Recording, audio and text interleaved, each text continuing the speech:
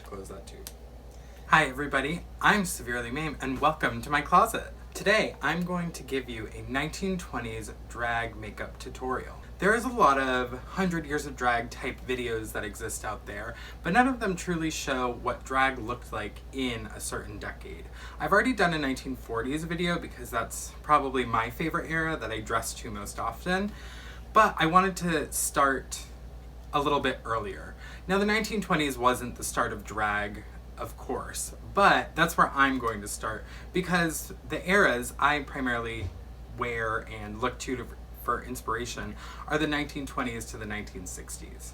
So today I figured I would start with the 1920s to show you kind of the earliest that I'm going to start with. Now I have a dress and some hair ready for this. This was a dress that I made last year for one of my shows. It's a 1920s robe de style dress. You can't really see it in full here, but it's a pink and black striped taffeta with hand beading that I did all myself. All of the beading I did on the panel before I sewed it, so it's inside of the lining so I can't snag it and rip it when I wear it. I'm very proud of this piece. I would actually like to go in and do more beading on it one of these days, but with the hours I've already put into it, I don't wear it enough, so she's gonna sit until she comes out of the closet a little more often, but I will be putting her on later to complete the look. Now the 1920s, like I said, was nowhere near the start of drag, but it was a part of a vaudeville boom where a lot of performers that we can easily find information on exist.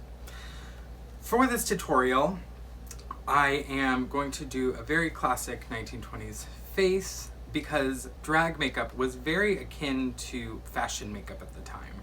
Nowadays we see drag makeup influencing what everyday makeup looks like on most people, but it was kind of the opposite way around.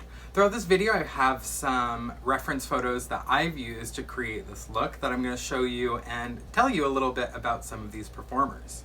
So I've mixed up my foundation for this. I've gone with something a little bit lighter than my skin. I usually paint fairly light in general, but I wanted something a little heavier than normal, so I mixed a Mehron Clown White with, and this was a creme fatale tip, the brown from this CC Beauty Amazon knockoff of the Flash palette. I used that to get a little bit of a match for my skin tone. Like I said, it went a little bit lighter, which I will say I'm doing a bit of assumptions with some of my makeup and ways I go about doing this because there's not a wealth of knowledge on how this is done.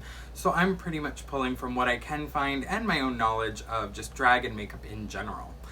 So it's not gonna be era appropriate products or anything like that. I'm just trying to get the look that is the closest. So I'm gonna start by putting on my foundation. And while I'm doing that, I'm gonna introduce to you the first inspiration for this look, Barbette. Now, Barbette, in my opinion, is one of the most famous drag queens of the 1920s. Now, when I say that, I maybe don't mean that they were the most famous of their time, but right now they're easily accessible to find information on, making them one of the more famous that you can look up now, and photographed by people like Mame. But Barbette's career started very young. When they were a child, their mother took them to see a circus and they saw someone doing a high wire act and they knew that that's what they wanted to do. Now by 14, they had graduated high school in Texas and decided they wanted to move on the stage, or the high wire, that is. They saw an ad in the paper for a aerial artist to join a duo. The Alpharetta sisters were a Texas-based aerial duo, and one sister died, leaving her other with no one to perform with. Barbette, known as Vander at the time, had answered the ad, and when they went in to try out for this, the Alpharetta sister, that was still living, suggested that the stunts looked more dramatic in women's clothing and asked if Barbette would be willing to dress as a girl. And they were happy to do it. So that's where Barbette really got her start. Barbette went on to have a large career, being famous in the 1920s and 30s all across Europe. Then she sustained an injury that ended her career as a performer, but she did go on to be a reference to people for choreography and direction when it came to filming these things. So she ended up still having a career after she retired, and really she went on to inspire a lot of future drag performers, I would say. You can see that really readily in, like, when you look at RuPaul's Drag Race winner of season 7, Violet Chachki, who is an aerial diva herself. So I've got my foundation on, and now I think it's just time to powder. Now you can see in this photo of Barbette that she just has very beautiful bone structure, and I don't think any of that was contoured in. Like, normally in drag, I would do a cream contour on my cheeks and nose and different areas to make them seem more sunken in, and then a highlight to bring it out. Now I'm not going to be doing that here because I don't think that was accurate to the 1920s, so I'm going to move on to powder. Now the powder I use is Airspun, and I would say that this is a drag standard, but also has been around for a long time. If you would like to see maybe a video on makeup and different beauty products that have been around that I use even, let me know in the comments below. Do you have any vintage beauty products that you use?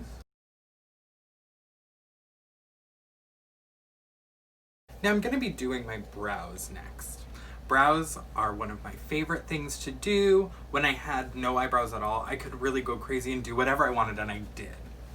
Or sometimes I just had no brows. That was truly the fun of having your brows shaved off. Now through quarantine, I've grown them back in, and they've gotten increasingly smaller. As you can see now, they are kind of barely there, but still around. I want to keep them around through these tutorials because I think people did use a combination of their natural brows and penciling them in. So I don't want to completely get rid of them because I think it will give me kind of an unfair advantage to an extent. So I'm going to keep them if I can, if I have the will. I'm going to keep them through all of these tutorials. Now the 1920s brow is rounded and thin. In this photo of Barbette, you can see that she's really staying true to that fashionable brow. Hers isn't very long, it's just rounded and very tiny. Now, with a little bit of a brow that I already have right now, I don't know how tiny I can really get, but I'm gonna try my best to keep that. Now, I think they would have used a eyebrow pencil or something like that, which I don't have. But I am going to try using just a very fine brush and a black shadow. Because I want it to be real thin, I'm using a very, very tiny brush.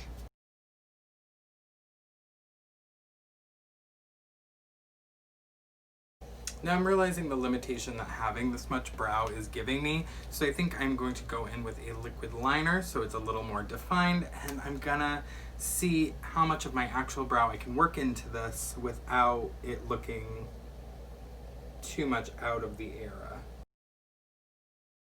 Now, there's some very visible brow here. I'm gonna see if I can kind of cover that with eyeshadow. I think my eyebrows would have just, in the 20s, been plucked to the right width, and it would have made sense for me to film the 20s last, so I could have had the least brow possible. But I think it makes more sense for people to view these a little bit more chronologically. So, we're doing it first-ish. Now I've got a rounded thin brow. It's not as thin as I really would want it to be. It would be much nicer if I could get it to really look like that 20s pencil thin, but without shaving off my eyebrows or plucking them extremely small, I actually can't get that look. Which maybe after I've finished all of the first round of these, I can go back and do a 1920s one when I have no brows and show you how I like to do it. Now I'm going to move on to my eyes. Eye makeup in the 1920s was kind of a wash of color from the lashes to the eyebrow. Like you can see in this photo of Harry Franklin, who is so beautiful in this 1920s dress and jacket with a turban and little spit curls and beautiful eyebrows, dark makeup. They've got a dark liner all around their eyes with no wing or anything, and then a shadow on the under and over. And For that look, I'm going to go with a green. Now, I love green eyeshadow, and also I think that green eyeshadows were a color that were used in the 1920s. When you look up kind of vintage makeup ads, I've seen some greens that were a little more dark than what I'm doing, but I'm still going to give it a try and see how it looks. Now I'm starting with Twitch from the Sugar Pill Fun Size palette. I love this one, it's a perfect one to travel with. So I'm putting on a light green shadow. And like I said, I'm gonna go from my lash all the way up to my eyebrow. I'm gonna blend it out along those edges, of course. But I want it to go all the way up, really.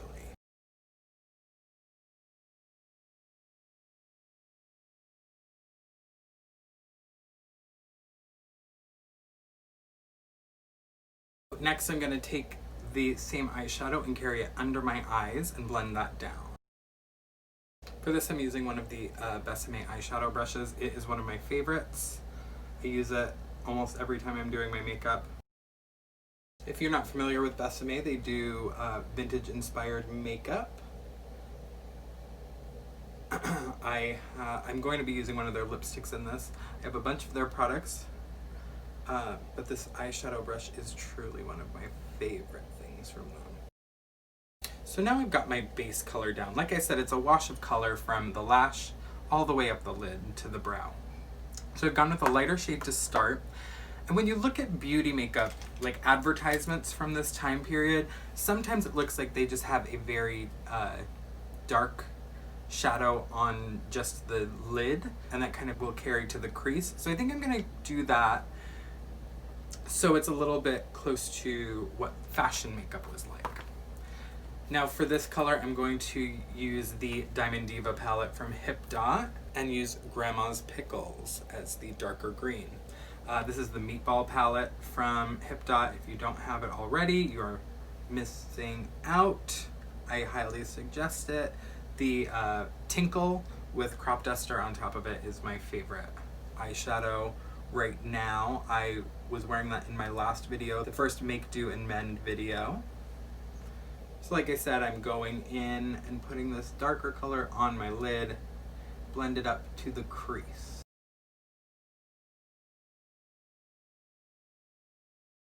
So I've done a darker green on the lid, and I'm gonna try and blend this just a little bit more, use my lighter green.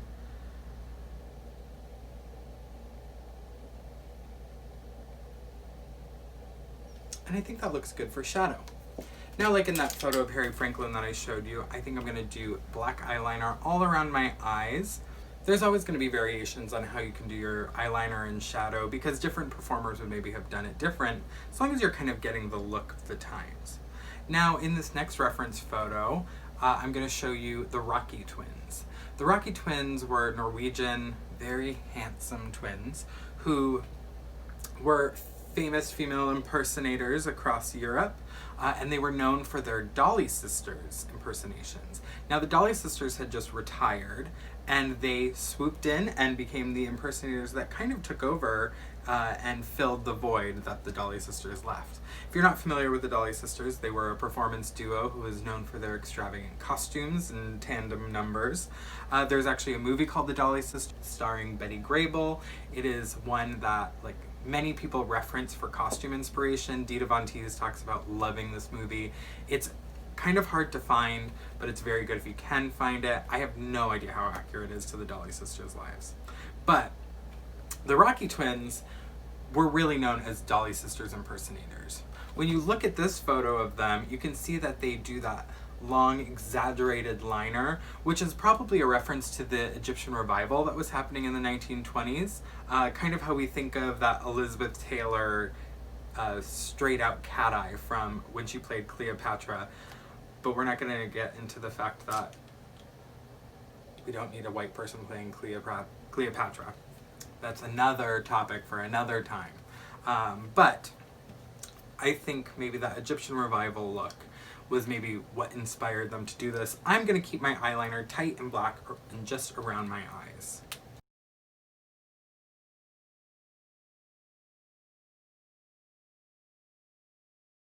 Now this looks a little messy right now, but I'm actually going to take an eyeshadow after and blend it a little bit out.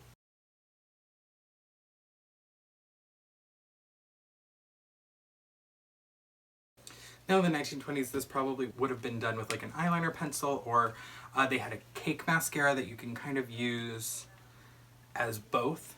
You can get a cake mascara similar to the ones from the 20s and from Best Cosmetics. I actually don't own it. I've been meaning to buy it, but just haven't yet. So now I've gotten my eyeliner. I just used a black liquid. I'm going to take a small brush. Ooh. I'm going to take this small brush, and I'm going to take some black eyeshadow, and I'm just going to blend it out a little bit.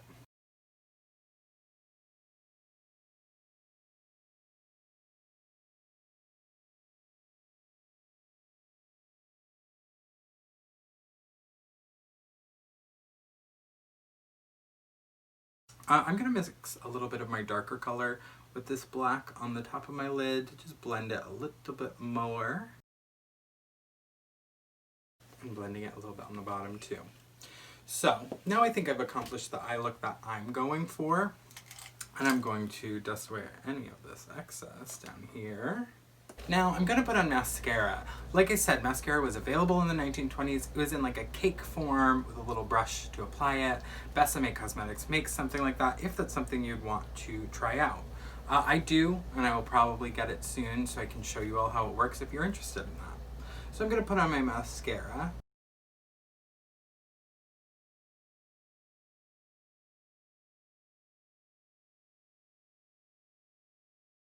Now this mascara that I'm using is Marc Jacobs. It's one of my favorites. This one's actually just like the tester size. I need to get a full-sized one again.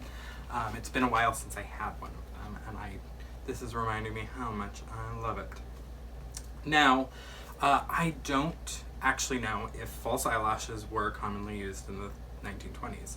Looking at these photos of the performers, I don't think so. So I'm not going to put on any lashes. You know, gotta stay true to what I'm trying to do. So I'm going to move on to the next part. I've finished my eyes, I've got my eyebrows. I'm going to take off my excess powder now. Now that I've removed that excess powder, I want to go in with a lighter kind of white eyeshadow and put it under my brow to try and eliminate some of the natural brow that's left and very visible. That didn't help at all. I really should have just shaved my brows more for this video. They don't want to particularly cooperate for this look. Now I've obviously taken some liberties here on colors and things like that because all of these photos are in black and white. It's hard to tell what maybe colors they were using on their face and maybe products that they aren't using. So I do also want to reference some fashion makeup ads. In this ad, it's going to show you how blush was commonly worn in the 1920s. So that's what I'm going to be doing. A blush that covers the entire cheekbone and goes all the way up, even almost into the eye. Now I love this look, and I've done this many times. I also do it in kind of like when I'm doing like a new romantic kind of moment. So I'm just gonna start with my Best blush brush and Trixie Mattel's Girl on Girl from the Summer of Love palette. And I'm just going to put pink all up my cheekbone.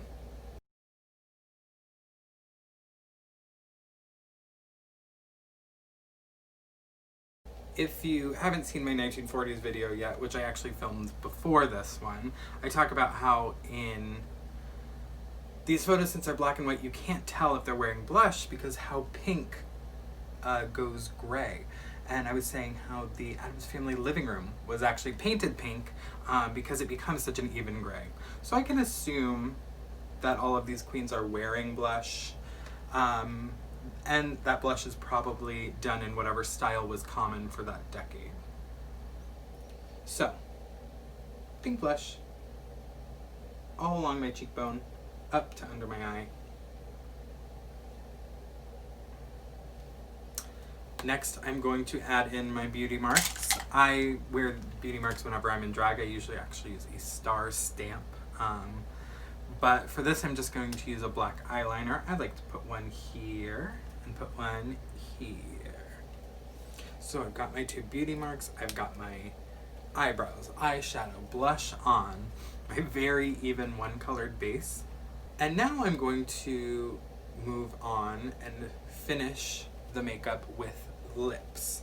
Now, the 1920s lipstick look was a bee-stung lip, which is lipstick primarily in the middle, showing a little bit of a Cupid's bow. You can really see that style in this photo of the Rocky twins. That was very much their look. So I'm going to use my Bessame Cosmetics Noir Red, which is maybe one of their 1920s colors. I cannot remember off the top of my head. I kind of wish it was marked. And I'm going to give myself a bee-stung lip. Now, earlier when I put on my foundation, I put it over my lips for this reason. So they line up. I'm kind of stamping the bottom. And I got the kind of basic shape with my Cupid's bow. I'm going to draw them out a little bit bigger, but I'm going to do that with my lipstick brush because I do like a nice clean edge.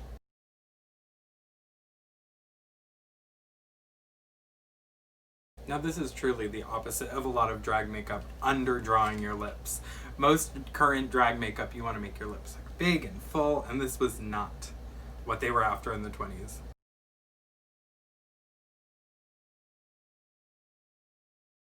Okay, so I've got my lipstick on. I haven't even covered 2/3 of my lips, but it's just how I wanted it. Actually, it's maybe a little uneven. Give me 1 second.